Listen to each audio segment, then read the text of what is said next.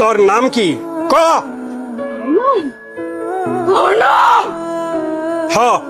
তোর নাম কি ক? কই থেকে আইসস? তেঁতুল গাছ থেকে আইসস? ক তুই পেতনি নাকি জিন? কথা কবি না, দেখ তোরে আমি কি করি।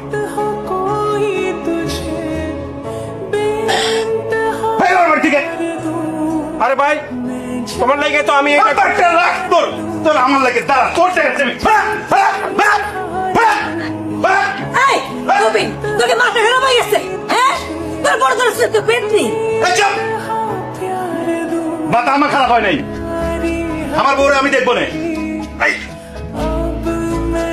কি হলো? ওর কি হয়েছে? চলো তো ঘরে, চলো তো। কবি তোরে মনে জোর দিনে ধরছে, আল্লাহ জানে। আমি তাইলে আজ আপনারে সব সত্য কথা কইতেছি। সত্যি কথা? কি সত্যি কথা? আমি কোনোদিনও ভাবিনি এত কিছু করার পরও কোনো পুরুষ তার ঘরে আমার স্থান দিন, কিন্তু আপনি দিচ্ছেন। সেই প্রথম থেকে দেখছি আপনি আমার বিশ্বাস করছেন। আমি এত কিছু করানোর পরও তুমি এত কিছু করছো মানে? আমার জীবনের একটা ঘটনা আছে, 1 বছর আগের ঘটনা। আমি এক দোকানে গেছিলাম কাপড় কিনতে, সেইখানে একটা ড্রেস ঘর ছিল, সেইখানে আমি কাপড় বদলাইতেছিলাম। কিন্তু তার কয়েকদিনের মাথায় এক লোক মোবাইলে আমার একটা ভিডিও দেখাইলো। কিন্তু বিশ্বাস করেন, আমি আসলে জানি নাই সেইখানে গোপন ক্যামেরা লাগানো আছিল। হ্যাঁ, আমার বাজে প্রস্তাব দিছিল। আমি তার বাজে প্রস্তাবে রাজি হইতে চাই।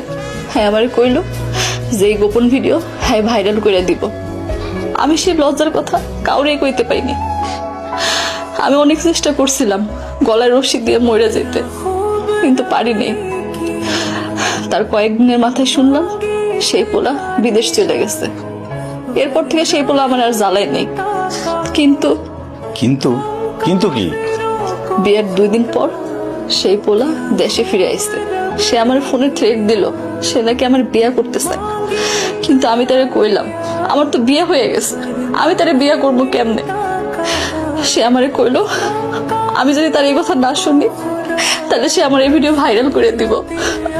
আমি কইছি যে আমার তো বিয়ে হয়ে গেছে, আমি আপনার বিয়ে করবো কেমনে? কিন্তু সে আমারে তখন পেতনি সাজনের বুদ্ধি দেয়, আর সে দূর থেকে যা কয় আমি তাই করি।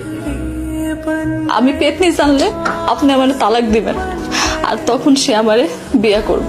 তার মানে তুমি এতদিন যা করছো সবই